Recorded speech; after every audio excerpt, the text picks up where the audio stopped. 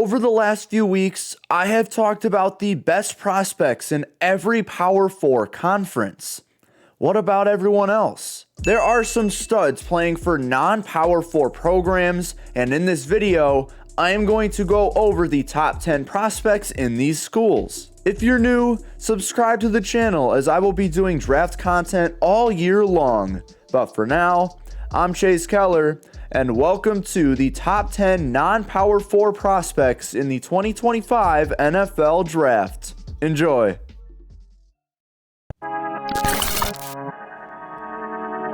I was going to make an honorable mentions list, but since every team only gets one prospect, it's just full of Notre Dame players anyways. Safety Xavier Watts, tight end Mitchell Evans, and defensive tackle Howard Cross III are just a few examples. But with that being said, it's time to dive into this top 10 list. We kick it off on the offensive side of the ball with wide receiver Mario Williams playing for the AAC's Tulane Green Wave. As a transfer from USC, Williams should come in and immediately get more volume than he ever had with the Trojans. First off, Williams is a translatable slot receiver with the physicality and athleticism to be a scheme versatile player. I think what's most intriguing about Williams is his ability to beat press coverage at much higher rates than most slot receivers. He is also able to work at all three levels of the field,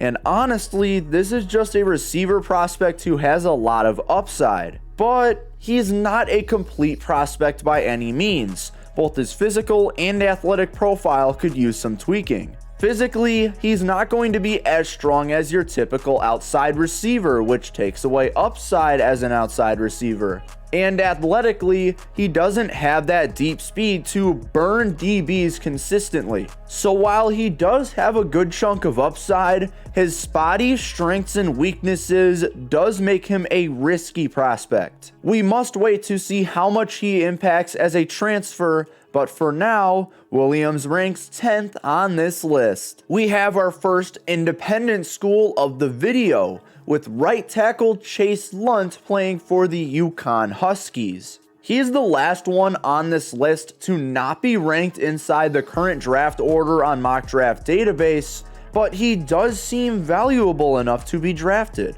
As a pass protector, he gets off the line so fast and makes it hard for edge rushers to beat him off the edge. He's able to cover inside stunts and swims so well, and his lateral agility really shows in his skill set. Now, he does have some footwork issues in terms of consistency, and he will tend to leave too much space in the B gap. In the run game, he's got some solid play strength and uses leverage to get under the pads of defenders.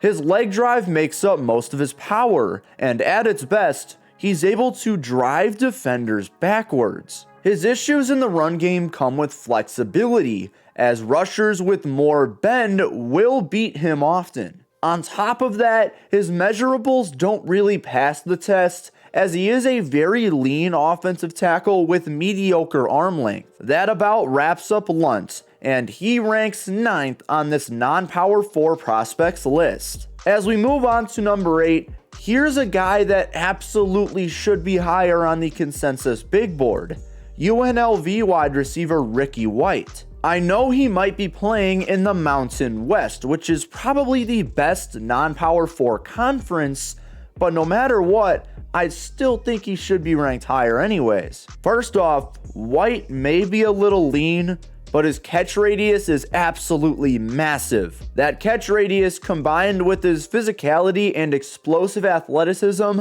allows for him to be a phenomenal contested catch receiver. Speaking of that athleticism, he's able to use it to get off the line quick and get downfield fast on deep routes. But that athleticism doesn't particularly translate to good route running, and the most important trait in a wide receiver is arguably White's worst. His route breaks can run slow at times, and he is a bit inconsistent at separating. If that continues this upcoming season, that could turn teams away. But despite that, his mediocre route running doesn't hold back his production.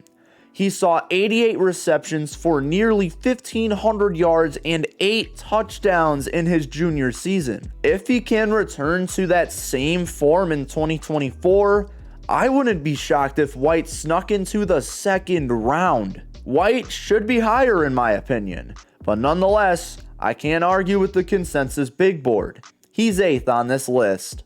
We continue with the pass catchers as we move down the list, as tight end Harold Fannin Jr. makes it at number 7. Playing for Bowling Green in the MAC, he's got an intriguing skill set that I've seen before, just in a Power 4 conference. Before I get into that comparison, let me just say that Fannin is lethal in the open field. He's a very strong tight end who breaks so many tackles just because he's hard to bring down. He also creates separation using his physicality, as he can legally make contact and give himself some space to work with. His spatial awareness is also very good when facing zone coverages, increasing his potential as a pass catcher. But his athleticism is not up to par.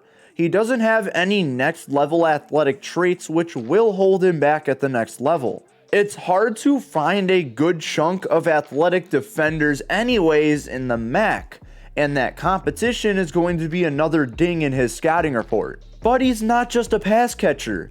He's also a willing blocker that has put together some fantastic reps. The play strength isn't anything spectacular when blocking, but it's viable enough to where he can play a lot of snaps as an inline tight end. His footwork as a blocker could use some tweaking though, as he does tend to get pushed back by power rushers if he picks them up. But Fannin is an underrated tight end prospect playing in the MAC. And his skill set reminds me a lot of Theo Johnson, who just got drafted pretty high in the 2024 draft. Fannin is going to make his own name without a comparison though, as he ranks number 7 on this list. There's a theme with underrated players and where they play in college football. And Jason Henderson is a nice epitome of that theme. As the only Sun Belt player on this list, Henderson was a first-team All-American in 2023, and it doesn't shock me at all. Before we get into the positives, I will say that Henderson is very lean for an NFL linebacker, and that will hold him back at the next level. Despite that, some of these positives would not be possible if it wasn't for the lean frame. And it begins with his lateral ability and tackling range. He is unreal going from sideline to sideline. Something that a lean linebacker doesn't normally show is some great play strength. And Henderson actually does show that. He's super violent when going for tackles, and even if he can't fully wrap up ball carriers, he's still able to knock them off balance fairly easily. Now, I'm telling you a lot about him as a run defender, but as a pass defender, he doesn't show nearly as much promise. Out of zone coverage, he really does struggle to maneuver through his zone, and his instincts and anticipation just aren't that good. Even in man coverage, he doesn't have that speed to keep up with receivers, but his coverage against tight ends isn't too shabby. But with how electric of a linebacker this guy is, he could be sought out as a potential starter in just his second NFL season. I would give him 1 year to sit though. Henderson's abilities in the run game give him the 6th spot on this list. 5 prospects down, 5 to go. We switch back over to the offensive side of the ball, over to the Conference USA as we talk about Jacksonville State's Clay Webb. Webb is going into his 6th year of college football, and he didn't let him transferring away from Georgia ruin his draft stock. Webb can efficiently block both the pass and the run, but especially in the pass, he is fantastic with hand technique. He has different leverage for different moves, and it shows in his ability to cover finesse moves and even recover when he gets beat. His block transitions are great, his lateral ability is great, and all of this shows in his only 2 pressures allowed last season. The run game is somewhere where he could use some tooling, as his play strength just really isn't up to par. He lets bigger blockers get the best of him, and especially when he's playing on the inside, that's going to have to improve in the NFL. But at least in the run game, he can get away with good leverage and he won't be tossed around on every play. And as I said before, his Georgia transfer does not ruin his draft stock as he shows so much potential as an NFL O-lineman. Webb is ranked 5th on this list, but his stock could go up as the season goes on. We continue this list with a Power 5 school that just got kicked out of that power label. I'm talking about Oregon State's Joshua Gray, a second straight offensive line prospect coming out of the Pac-12. Gray is currently the starting left tackle for the Beavers, but his versatility could bring him in as a potential tackle prospect in the league. For starters, his athleticism and first step off the line are some traits that you see in a lot of tackle prospects, at least more than you see them in guards. He's able to wait for incoming rushers and use that explosiveness to meet them perfectly at contact. But his footwork is what takes him away from that spot, as his lateral ability could use some refining for the next level. He is unable to jump over at efficient rates, and that is what will give him struggles against speed rushers. And that's where his value as a guard comes in. He's already got the explosiveness off the snap, and now he's able to combine that with play strength. His hand technique and power allow for him to be an effective run blocker, which is likely where he will be valued the most. His hand technique can be a bit erratic and he can get punch happy, but it's enough to be a big impact player in the run game. Will he play tackle or guard in the NFL? That's uncertain. But what is certain is that Gray is currently ranked number 4 of all non-Power 4 conference prospects. These next 3 prospects are the only ones inside the top 100 on Mock Draft Database, and this one is ranked 56th. I'm talking about Colorado State wide receiver Torrey Horton. Coming out of the Mountain West, he is still not the best prospect out of that conference, but he is a big impact guy nonetheless. Horton has a lot of great traits as a wideout, including route running, catch point, and versatile traits. But arguably his best trait is his ability to play at all 3 levels of the field, probably because he has all these traits. He's a reliable short threat with good open field ability, he's a reliable medium threat with good route running and hands, and he's a reliable deep threat with good ball tracking abilities and deep speed. You might be asking them, what does this guy do wrong? Well, it's there, but it's not a lot. And a lot of it has to do with his athletic profile, as he does have a solid athletic profile, but he's missing one crucial piece that is needed for the wide receiver position. That is lateral ability, which he's able to separate well using physicality, but you can't really use that as your keepsake.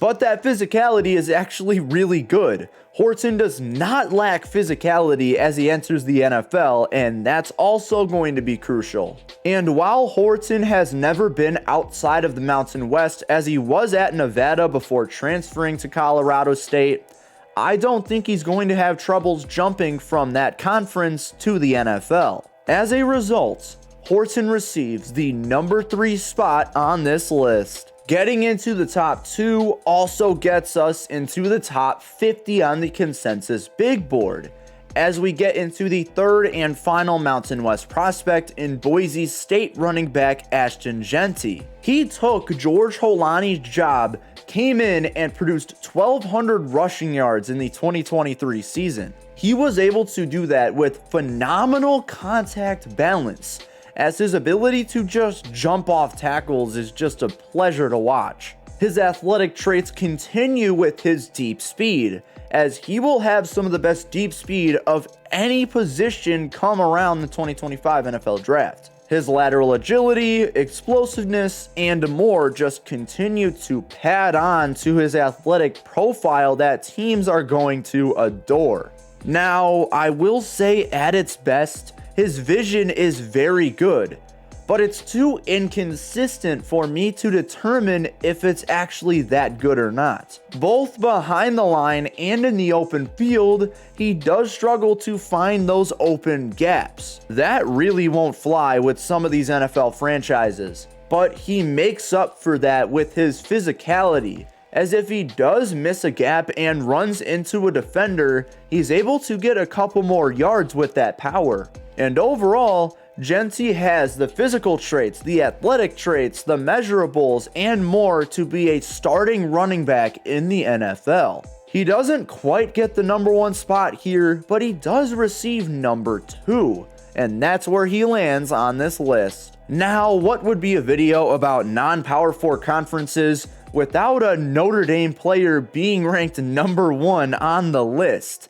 That Notre Dame player this year is cornerback Benjamin Morrison. He ranks number 5 across the entire big board, and he definitely has the potential to be drafted as the number 1 cornerback off the board come draft time. And this is because Morrison generally can do anything as a cornerback, especially at the college football level. In man coverage, he showcases some fluidity and good transitions out of his back pedal. If you watch the tape, it is phenomenal. His lateral agility allows for him to perfectly mirror wide receivers on some occasions. In zone coverage, he has some fabulous instincts, and his anticipation is best out of zone. And when it comes to just being a general cornerback, his ball skills are fantastic, and it shows in his 9 career picks and 15 career pass breakups. On the downside, he does remind me a lot of Trayvon Diggs as a cover corner.